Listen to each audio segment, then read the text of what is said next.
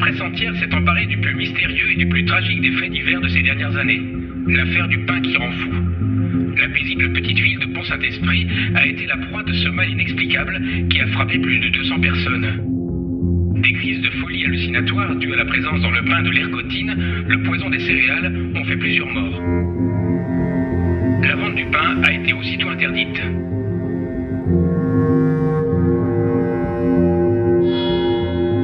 August 16th, 1951. Madness spreads through the village of Pont-Saint-Esprit in the Gard region in France. Dozens of villagers have been victims of these bouts of madness. The press describes men terrorized by snakes swirling in their stomachs. A doctor recounts the evening of the 25th of August, where dozens of locals were seized by convulsions, like in a night of the apocalypse. Reports from the victims are terrifying.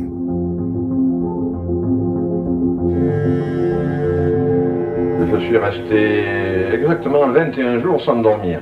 Absolument impossible de fermer l'œil, malgré tous les calmants et somnifères que le médecin a pu m'administrer. Alors il est évident, quand on reste 21 nuits sans dormir, l'esprit travaille. Et ma jeune fille avait des crises terribles d'hallucination, se dressant sur son lit, voyant le sang qui tombait du plafond de partout, voyant des tigres qui bondissaient dessus, des lions, des ours qui venaient la dévorer. Et alors à ce moment-là, criant évidemment, poussant des cris terribles, des cheveux qui lui sortaient de la bouche. Elle avait toujours l'impression qu'elle avait sa bouche pleine de cheveux. Elle s'arrachait comme ça, n'est-ce pas, pour éliminer ses cheveux, qu'elle n'y arrivait pas. Mais vous vous souvenez de quelque chose, mademoiselle? Oh, rien du tout, monsieur. In Pont-Saint-Esprit, they call it the cursed bread drama, because all of those who fell ill ate the bread from the Briand bakery. It's the first time in France that a whole village has gone mad. It made headlines in the press, who wondered, what could have caused this collective hallucination?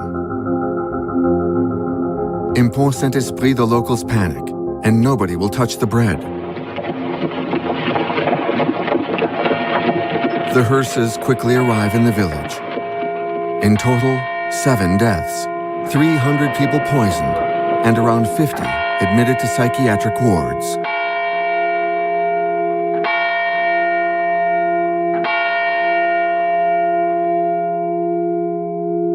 300 personnes intoxiquées.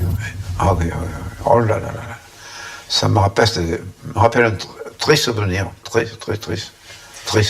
Il y a des gens qui étaient un peu, oui, ils étaient plus dans leur assiette, hein, ils savaient plus trop où ils habitaient. Hein. Des gens qui sautaient de leurs fenêtres, là, enfin, bon, bref. Oui. Je crois bien que c'était le pauvre Puche qui avait dit ça. Bien cher, il en est mort, hein.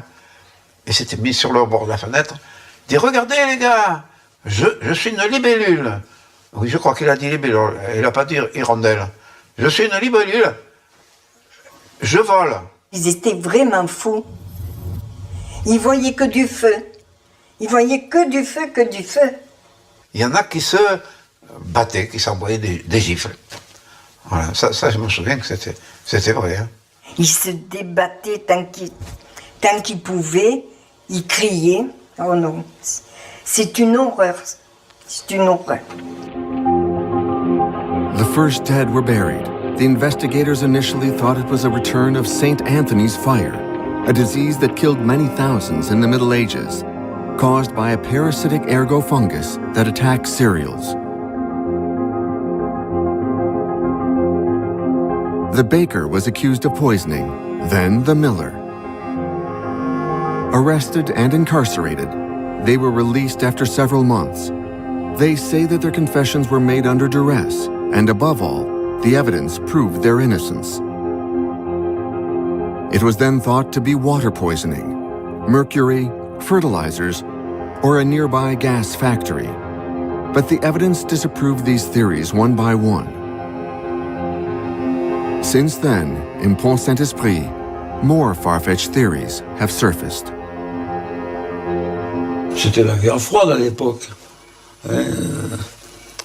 Les coups bas, il devait y en avoir. Hein. Entre l'Amérique et la Russie, je pense que l'URSS. Non, la sorcellerie, moi je pense pas. Non, non, non. Le coup du sac de farine posé sur un sac d'engrais. Ça aurait très bien pu être arrivé, ça. Il y avait un commis là. Et c'était quelqu'un qui n'était pas trop... Il avait fait tampon et de partout un peu de... Moi, qui le connaissais bien, j'ai toujours pensé que ça pouvait être que de lui. Le produit a été mis chez le boulanger.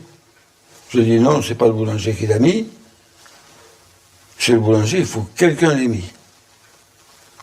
Ah, il faut savoir qui. Donc c'est pas lui, c'est quelqu'un d'autre.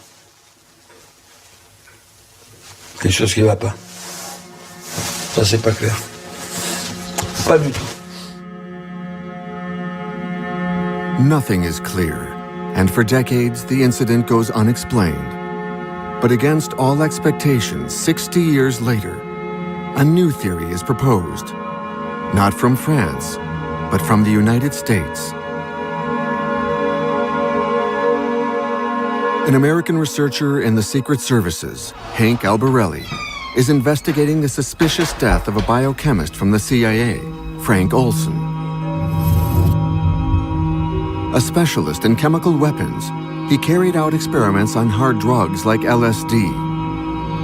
He was also in France a few months before the Pont Saint-Esprit incident. Afterwards, he kept sinking into depression, telling his wife that he'd made a terrible mistake.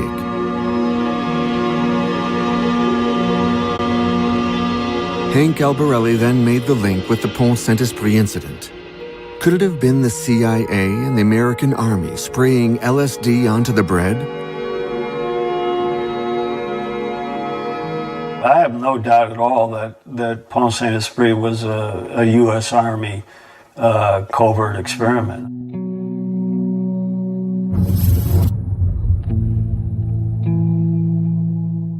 Initially, I had doubts, and I think initially my doubts were motivated by wishful thinking on my part, where I didn't want it to be an experiment. It was hard to fathom the government doing that. Although at the same time, there were a number of research tracks that were being conducted for the book at the same time. So my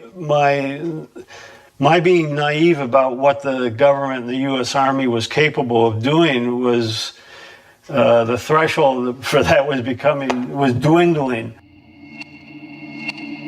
Is it possible that the Americans drugged an entire village in an ally country, causing, no doubt accidentally, the death of 7 people?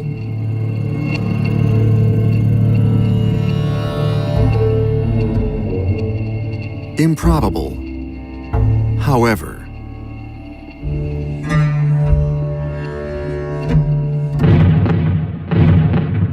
to understand what happened in Pont Saint-Esprit, we need to look back at the end of the Second World War, when the level of atrocities committed by the Nazis was discovered in the camps. Notably, horrific experiments carried out on thousands of prisoners by chemists or doctors. Men lacerated, poisoned, burnt alive, exposed to radiation. The Allies hunted the war criminals from Hitler's regime. In 1946 in Nuremberg, the doctors are put on trial. 22 men and 1 woman who experimented on human beings, who they transformed into lab rats, stand accused. The trial sets a precedent. 7 of the accused are sentenced to death, 11 given prison sentences, and 5 are acquitted.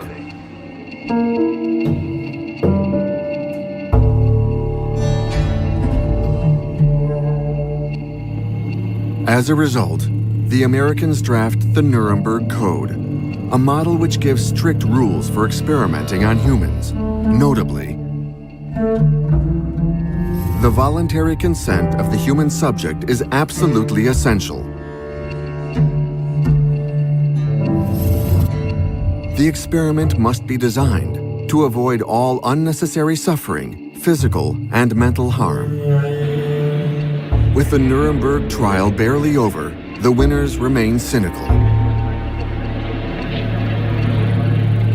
The American Secret Service begins Operation Paperclip.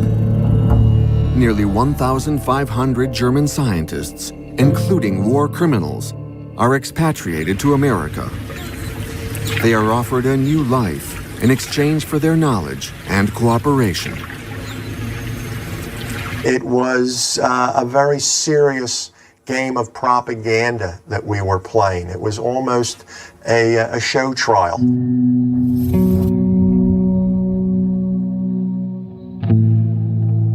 We're putting the Nazis on trial, but in fact, behind the curtain, we're doing some very nasty things ourselves to basically incarcerated people, poor people, individuals who at the time were called feeble-minded and locked up in institutions. And if you were in one of those institutions, whether you were indigent or an unwed mother or had some sort of mental incapacity, there's a good chance that you may have been incorporated in some sort of medical study, possibly for the government or not, where you would have been used and abused. Assisted by the German scientists, the Americans begin pursuing their goal of the ultimate weapon, and everything is allowed in the name of the Cold War. On the one side was the Army, whose priority is to win the nuclear arms race.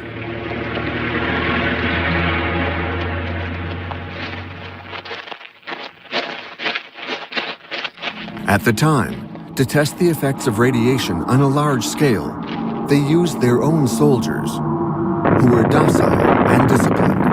Between 1946 and 1962, between 250,000 and 500,000 men were exposed to radiation on Bikini Atoll or in the Nevada desert. They were exposed with no protection, unaware of the risks involved, and afterwards the radiated particles were cleaned up with brooms. These images served as propaganda for an army wanting to show off its technological power. How about radiation? You think there's much danger from radiation? Well, radiation is the least of the worries that the men are thinking about. I think most people thought that radiation was the greatest danger, didn't they? Where did they learn different? We were, prior to our instructions here, we received a very thorough briefing before we even came in this close to contact with it. On the other side was the CIA, who was above all interested in psychological manipulation. Their goal was to create an infallible truth serum, wipe memories, turn humans into robots, and program them to kill.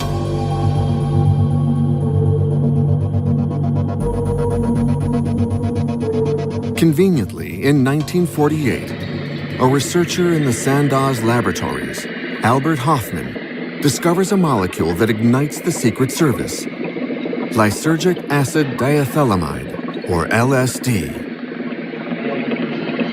It's derived from the same rye fungus long held responsible for the incident at Pont Saint-Esprit.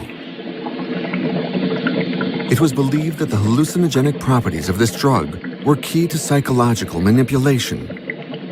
Fearing that the Russians would get their hands on Sandoz's samples, the Americans bought all of their stock.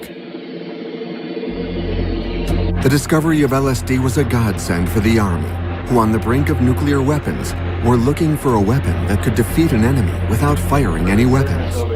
The man who was head of this program longest was James Ketchum, shown here in uniform. He was a psychiatrist who was working for the military. As a patriot, he was prepared to push the boundaries in his research. He tested around 30 drugs, but especially LSD and the dangerous benzylate. He treated 7,000 soldiers, hundreds of whom later sued the Army because of the side effects that they still experience and attribute to these drugs. However, when questioned, James Ketchum sees things differently. I think they were very patriotic. They've not been given credit. They've been called innocent guinea pigs, which they certainly were not.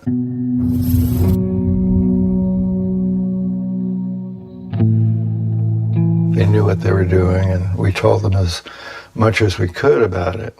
We had to limit the names of the drugs because some of them were artificially made, and if we were to give out the name, of course, that would also reveal the structure and that we were afraid the Russians would get that. They were apparently following our work. We thought they were ahead of us, but actually they weren't, and so they were watching what we did to see what they could learn and use, and they developed a similar drug later themselves.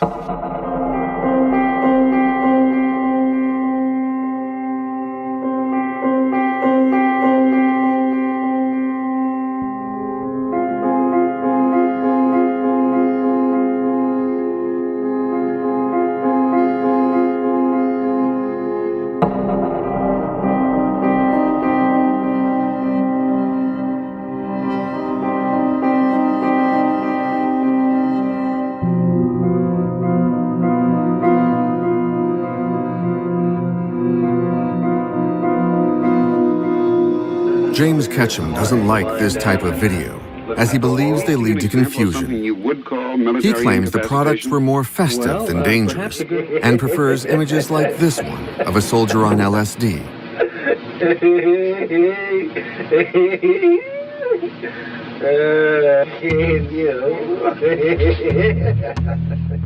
He also highlights this video of volunteers who received minimal doses of LSD.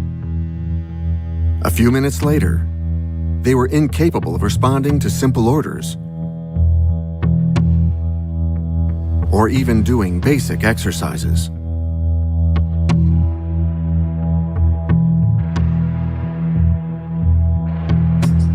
In parallel with the Army, the CIA was also developing its own programs, codenamed Bluebird, Artichoke, and later MK Ultra.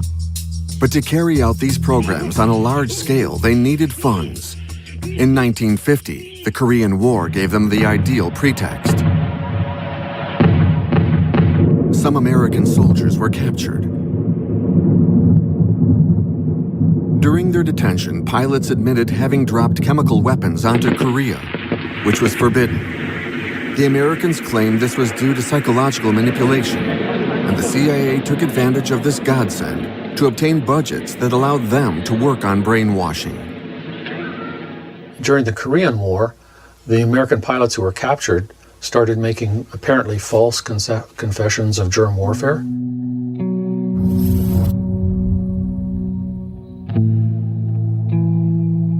The first question is, was it really false confessions? But then when they were brought back to the United States, the military and the military psychiatrists studied them and decided that there's mind control operations being run against Americans. So for defensive purposes, we had to study this, figure it out, therefore we created MK Ultra. And before MK Ultra was Bluebird and Artichoke. So the whole rationale is it's defensive. It's because of what the communists are doing. Problem is, the Korean War started in June 1950, and Bluebird was signed into operation by the head of the CIA in April 1950. The race is on, and there are no limits. Devastating drugs are given to animals, but it's mainly human subjects who interest the scientists. In the Edgewood camp where James Ketchum worked, soldiers are called upon more and more. They think they're testing gas masks. In reality, the canisters are filled with a toxic chemical. They were testing a whole assortment of different hallucinogens like LSD and marijuana and things like that. And they explored other drugs, very high levels of atropine, scopolamine, benzoates, very powerful. And a lot of these soldiers ended up incapacitated. It took them a long time to recover. And while they're in recovery, the doctors cannot do any more experiments because it's basically a very small base and testing operation. In other words, they needed a new site.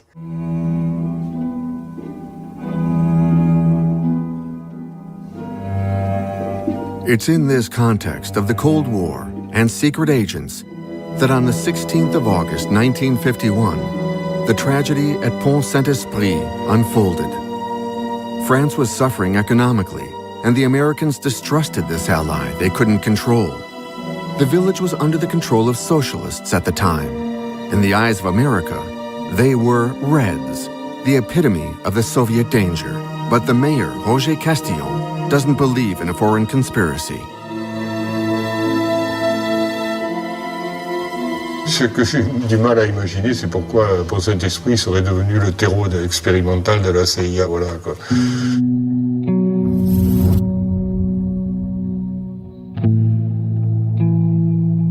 Quelqu'un qui fait quelque chose, il le fait pour une raison, quoi. Donc, c'est ça que je ne perçois pas bien.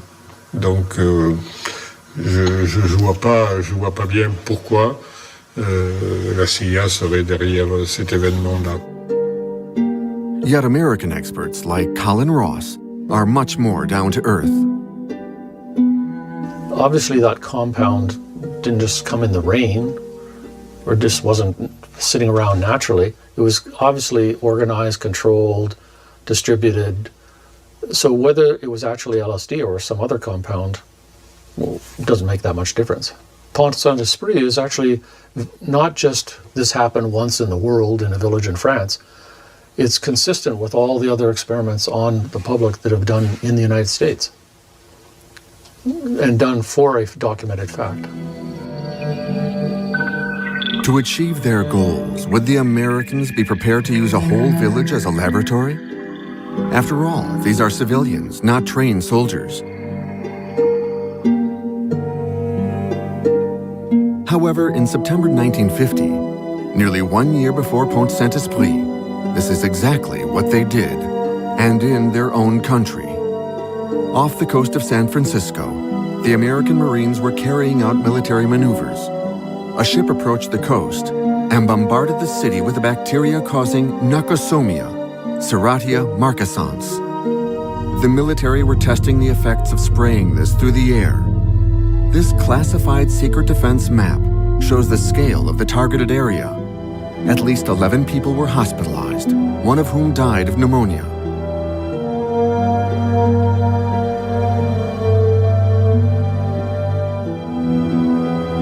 These are proven facts. The official documents on this have been declassified.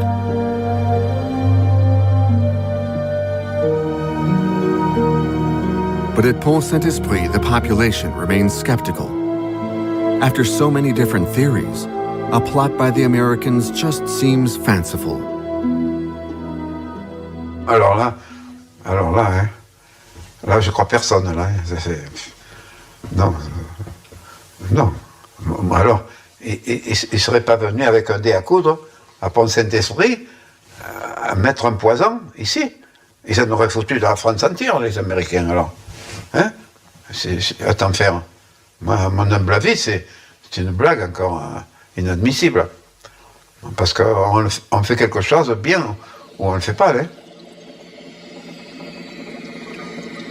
The villagers wonder why a supposedly festive drug that is loved by hippies would have had such terrifying effects at Pont Saint-Esprit. James Ketchum, the military psychiatrist who specialized in LSD, a little reluctantly, admits that the drug is scary for those who take it unknowingly. Some individuals could have a bad trip if someone gave them LSD and didn't tell them about it. That's very anxiety producing. Or if they were inexperienced and not particularly well balanced themselves, took a fairly large dose of LSD, they could have a bad trip. How would you feel if you had a cup of coffee and started to see things going like this, or brilliant colors appear on the ceiling, or suddenly you felt you're out of your body and looking down on yourself? These are all things that can happen with LSD. But can these effects have a delayed onset?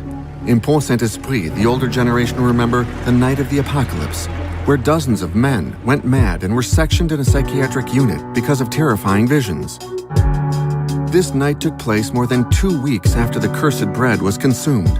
But again, James Ketchum admits that it's possible. Some individuals had flashbacks later in which they would go into a situation where they had been when they were taking LSD and have a flood of the same emotions and some of them anxiety producing. In 1951, French investigators also consider LSD and call upon Albert Hofmann, inventor of the drug. On the spot, he tells the investigators that he has no doubt that the hallucinations were due to LSD. But after returning to Switzerland, he backtracks, claiming he was mistaken. The French want explanations, but public health documents from 1951 show that the expert became suddenly unreachable. We are sorry that the eminent professor has not been able to get back in touch with us. I would think if the Sandoz scientists are saying it doesn't seem to be LSD, they're just trying to cover up the fact that it's 100% for sure that LSD must have come from Sandoz, because they were the only suppliers. That's nothing more than a cover-up. After months of inquiry, the French investigators were so disoriented by the number of fruitless leads that the incident at Pont Saint-Esprit falls victim to its own mystery.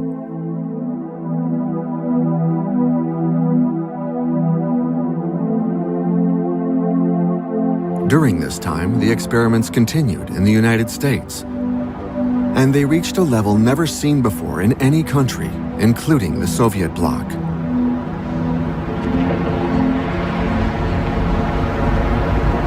Entire populations bore the consequence of large-scale tests. Here are some examples, again uncontested cases that are recognized by the American government.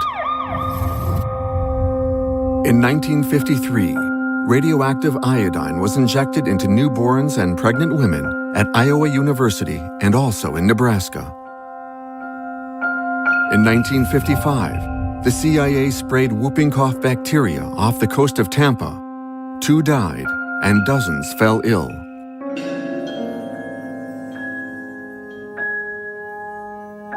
Also in 1955, the CIA enlisted prostitutes in San Francisco, opened 2 brothels, and tested drugs on the clients.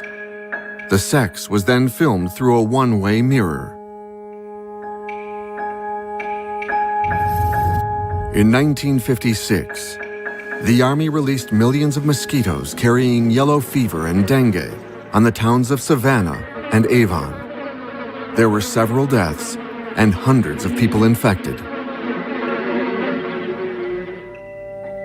In 1960, in Cincinnati, the Army financed a radiation program on 90 destitute or ill inhabitants of the city's university hospital. Some died after several weeks. In 1966, the Army tested a virus in the New York Metro, then in Chicago. The bacteria was concealed in electric bulbs. The aim was to study the spread of chemical agents on a large scale. For these experiments, the Army or the CIA funded laboratories in the most prestigious universities: Yale, Stanford, Harvard, or Columbia. They all took part. Glorified by the idea of working for the nation's defense, the researchers went crazy. Dr. Kligman in Philadelphia increases a dosage 468 times, which actually frightened Dow Chemical. They couldn't believe that a respected doctor would do that. In Washington, D.C., you had Walter Freeman, who was a very, very well-known lobotomist who traveled around the country doing lobotomies in his car. And he would use an ice pick. He could do 15 to 20 in a day.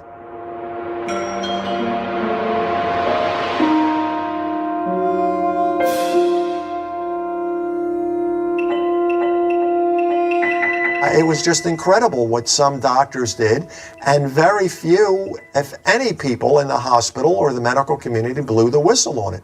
It really was an egregious act, and it showed that the medical community was more interested in protecting its ass than in protecting the test subject and the patients, because a lot of doctors went off the deep end and started doing things that are just inconceivable now. To express his indignation, Alan Hornbloom wrote half a dozen books. A former prison guard at Holmesburg in Pennsylvania, from his first day at work over 40 years ago, he had a horrible shock. I was stunned to see scores of inmates with their shirts off, strapped and wrapped in bandages and gauze tape. And I couldn't imagine that I was going into an atmosphere that was that violent, because all of the men looked like they had just walked a cell block knife fight. They explain that it's not because of any violence, but experiments that are carried out there. Allen was the first to denounce this scandal and would lose his job as a result. It was probably the largest human experimentation factory in America, possibly the world. From 51 until 1974, more people were probably incorporated in more experiments than any other place in the world.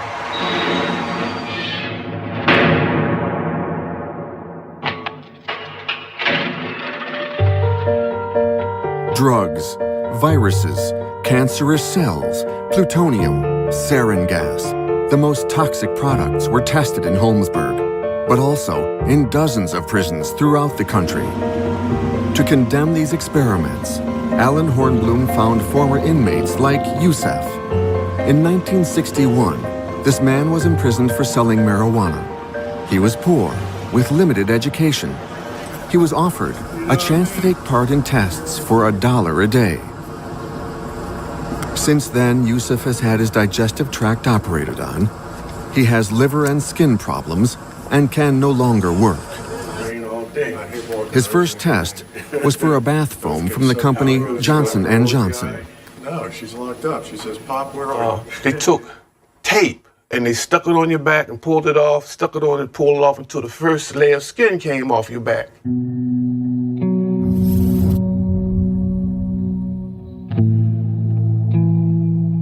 And they put six sections on my back like that. And then they took a bottle with the Johnson & Johnson bubble bath in it and put it on a patch and put the patch over the raw area. Then they took a can. I recognized that can as being from the Army. And I was like, what Johnson Johnson got to do with this? So he took the can and he sprayed it on my back. And when it hit my back, it was cold. But it was so toxic and like fumes, I could taste it in my mouth. And as I'm walking down, I'm getting dizzier and dizzier, dizzier and dizzier. By the time I stepped into my cell, I passed out. Boom, and my back was inflamed. And by the time I woke up that morning, I had great big blisters on my back full of pus. This rash just gets worse and worse. And it looks like when the moon come out at night, it flames up and I'll be moaning and crying. My cell partners couldn't sleep. There was a second test which would lead to an operation on his intestines, then a third where he had to do simple sums while drinking a colorless liquid. We goes over there, a little shot cup, and it looked like water. We drinks it. Everything became magnified. The sound, like the loudspeaker on the system. Ooh, ooh, ooh. The walls looked like they turned into water. You know what I mean? And like I spent the whole time like looking around like this here instead of doing the test. So I goes back to the block in that condition. And man, I mean, I was tripping. And it was like a slow acting drug that was in that cup. It lasts for weeks. The inmates start naming me out of limits. I had no conversation for nobody. I was scared of the inmates, and the inmates act like they was afraid of me.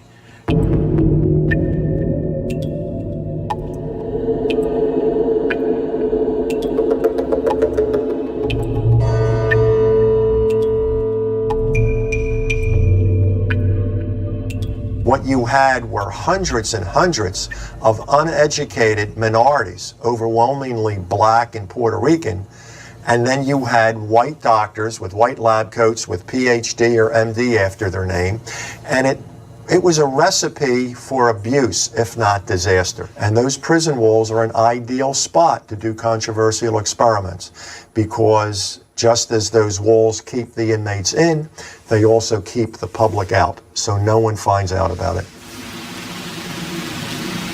Prisoners were used, but also patients. In certain hospitals, patients were steered towards the services financed by the CIA. These services carried out limitless experiments on psychological manipulation. In 1965, Karen Wetmore was only 13 when she was admitted to a hospital in Vermont. She stayed there several times in her childhood. She suffered from severe depression after falling victim to a pedophile neighbor.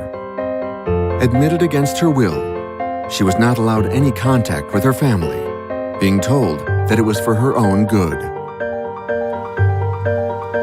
The CIA was specifically looking for children between the ages of 13 and 18 to further dissociate. They wanted dissociative children. There's a sense of absolute and total helplessness. You're there, you're bound up, you're locked in this room. No matter how you scream, no matter what you say, no one is going to come. It does something to you, something you don't get over.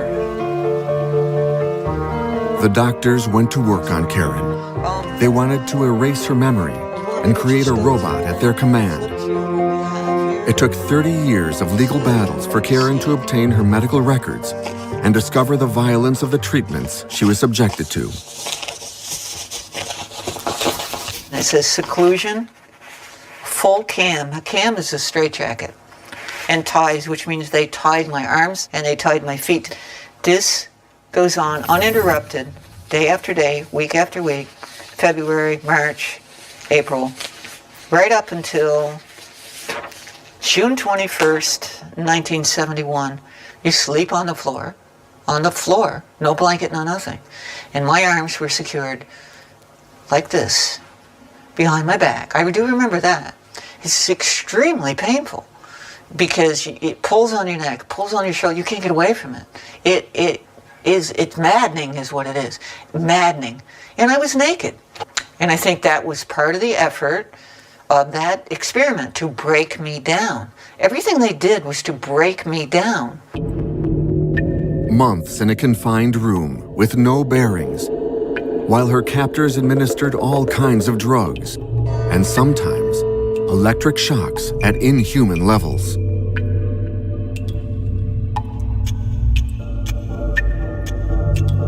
Number of shocks and the seconds that they held the shocks. They 30, 30, 35, 35, 35, and they held it for sustained for 40 seconds. A normal shock would be a second. Certainly not 30 and 35 of them. One, not that many, which probably is what obliterated my memory right there. And I think that's the way they did it. They also said, in this treatment right here, no seizure, shock, restarted. So they gave me a second one because they couldn't produce a seizure. So they must have done it over again, must have repeated it. It's unforgivable. And I'm sure I wasn't the only one they did this to. I'm sure. I survived to be able to talk about it. How many suffered similar experiments?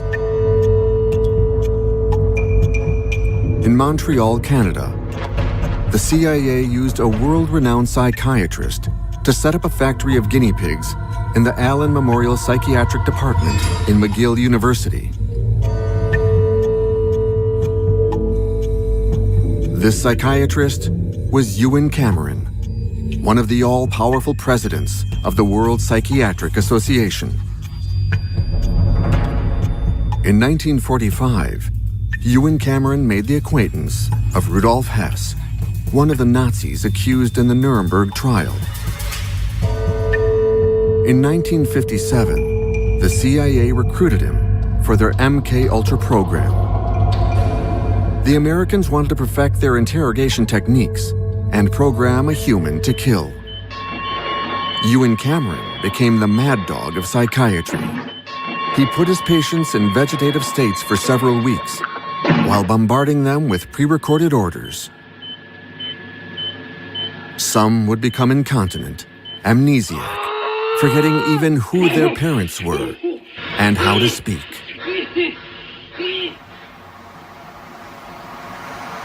The Vermont hospital where Karen Wetmore was confined was working on the same program. In the hands of the CIA doctors, she was like a rag doll. They used drugs like LSD.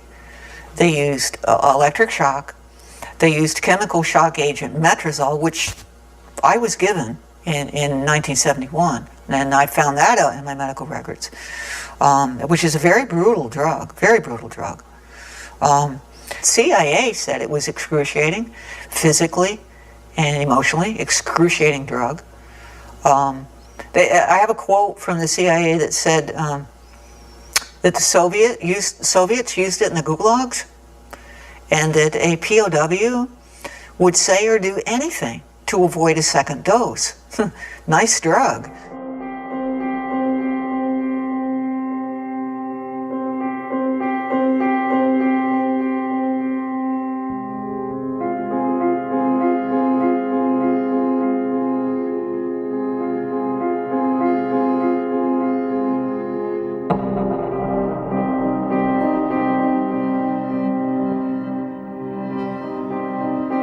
They gave me 1,800 milligrams, which apparently is a huge dose. And that night, I was complaining of hearing men inside my head, which was bothering me and upsetting me.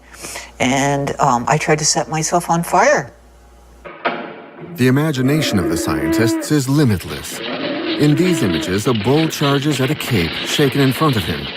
A few moments later, an implant is placed in his brain and he's released back into the ring. At each charge, he receives a shock that stops him in his tracks. Documents that are now declassified show that more sophisticated implants were tested on human subjects. There's all kinds of people who believe and people who don't believe, and it's a debate about do you believe or don't believe. I'm always interested in what are in the documents saying. So the documents clearly describe implanting electrodes in people's brains, activating the electrode from a remote transmitter, and changing the person's behavior from angry, pounding the wall, sitting there just staring. Behind Karen's ear is a scar, and she doesn't know what it's from. Once my therapist really understood that I had really been experimented on by the CIA, she said to me, you know, just for the heck of it, let me look, because we'd read about, there's been information about these implants. And I'm like, okay. And it was there, actually there. I showed you. I went to a plastic surgeon who told me it was a surgical scar, but there's nothing in my medical history, nothing in a medical record that shows any kind of problem ever behind my right ear, or any incision or any surgery or anything else. But there it is. Karen has been compensated by the American government for her ordeal. But like many rare victims who speak up, for a long time, she was considered crazy.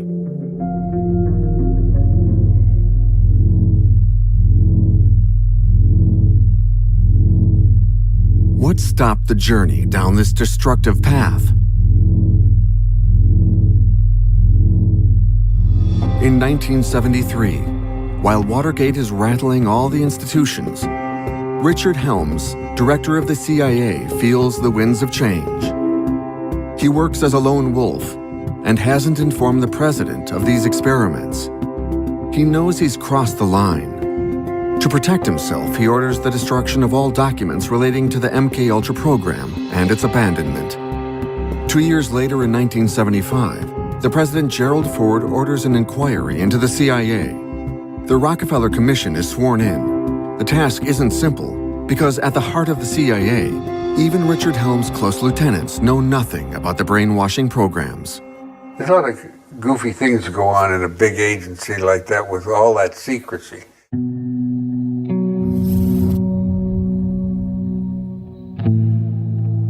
Things can go on that you don't know about, that the people who are working for the director don't know about, or that the director doesn't know about. I mean, they're keeping it quiet down there. Don't tell anybody. If it works, then we'll tell them. But, you know, in the meantime, get into any difficulties. I remember when they wanted to take a kitty cat and stick a microphone up its rear end and put an antenna on its ear and have him walk in where if there's a spy in the park with another one, walk over and walk around and listen in on it. You know, they tried it one time in an experiment, and a taxi came by and ran over the cat. You know, so. In reality, nothing is funny. In its haste to get rid of evidence, the CIA forgets 20,000 documents. A drop of water compared to the amount that was destroyed, but they reveal that it financed 149 programs, implicating 80 institutions, including the most respected.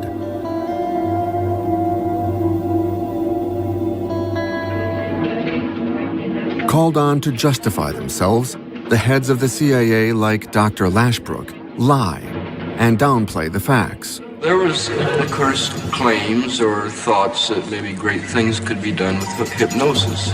One small project in which we had a hypnotist do some experiments, primarily to see what the limitations of hypnosis might be. Can you make a person do something under hypnosis that he would not ordinarily do? Even if the head of the CIA, Richard Helms, tried to minimize the scale of the experiments, the victims' testimonies contradict him. The next thing I remember, the inquiry commissions follow, each reaching more and more witnesses, like this woman, Chris DeNicola. Her father put her in the hands of a reputed CIA doctor, Dr. Green, when she was 12 years old. His objective was to gain control of my mind and train me to be a spy assassin. Dr. Green had electrodes on my body, including my head. He used what looked like an overhead projector and repeatedly said he was burning different images into my brain while a red light flashed aimed at my forehead.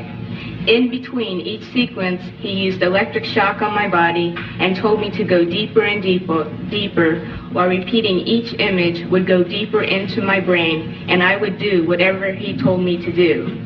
Dr. Green moved on to wanting me to kill dolls that looked like real children.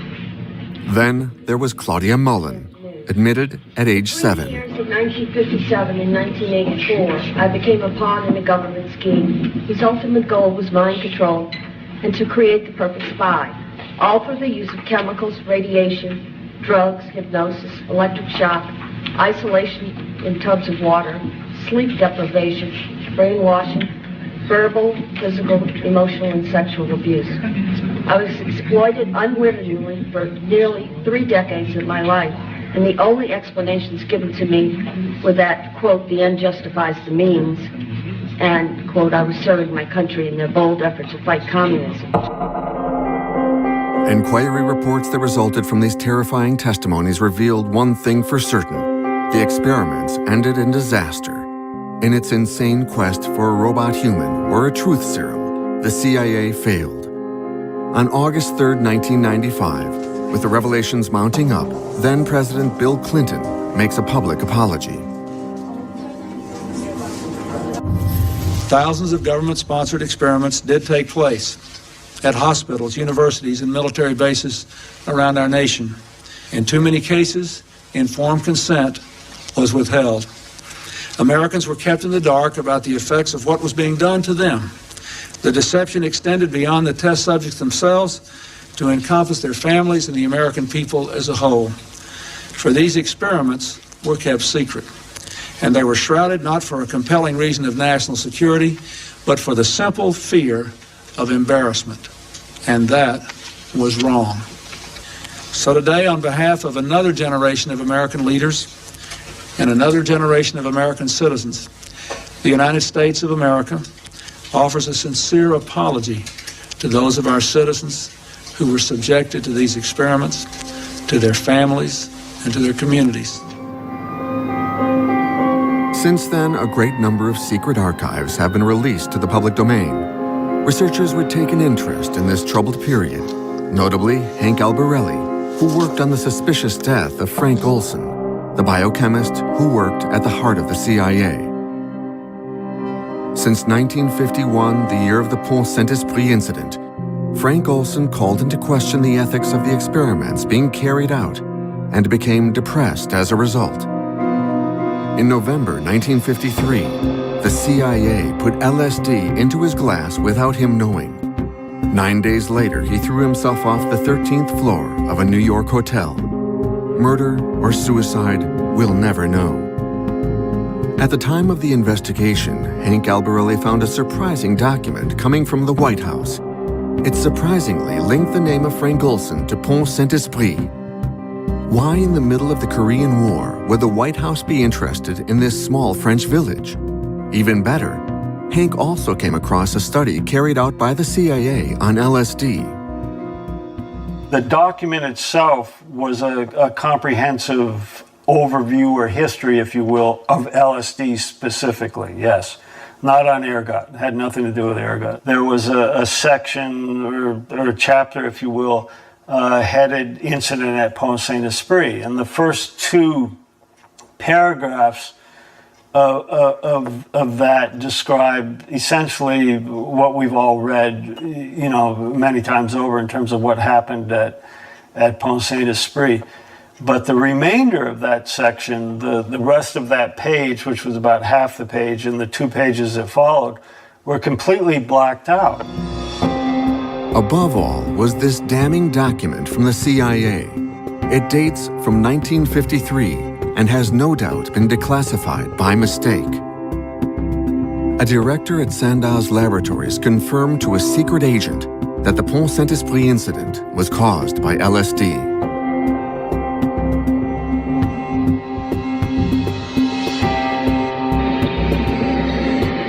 Sandoz Laboratories was where Albert Hofmann worked, the man who discovered LSD. It even claimed the drug was responsible for the Pont Saint-Esprit tragedy, before recanting.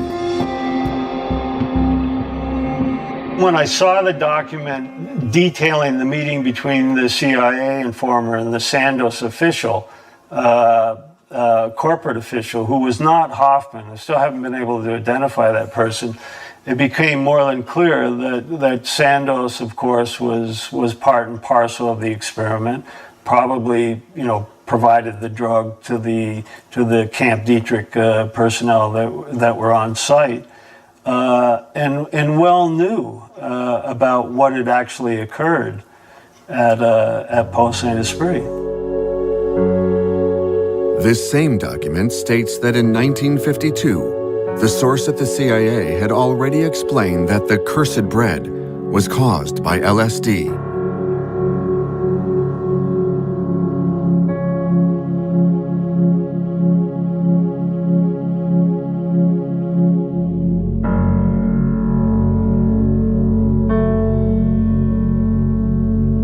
Did French authorities try to silence the affair? Several years after the drama, a head of the Victims Association was shocked at how disinterested the investigators were. J'aurais dû recevoir au moins une fois la visite d'un inspecteur. Or, jamais je n'ai reçu la visite d'un policier. Et aucune des victimes de l'intoxication ne peut prouver aujourd'hui qu'elle a reçu la visite d'un inspecteur de la PJ. Les parents d'une des principales victimes, un jeune homme de 24 ans, M. Moulin, ont demandé au juge d'instruction d'effectuer des prélèvements de viscères sur le corps de leur fils et qui n'ont pas obtenu de satisfaction. Pourquoi? Le juge d'instruction leur a répondu les prélèvements de viscères ont déjà été effectués sur le corps de M. Muson, la première victime. Nous savons maintenant à quoi nous en tenir. Ce qui était faux, puisque nous ne savons pas 10 ans après à quoi nous en tenir aujourd'hui. Do the French have something to hide? We've interrogated former members of the secret services, investigated national and regional archives, as well as those from the police and the Justice Department. The files are hard to find, and many important pieces, such as reports from main hearings, have disappeared.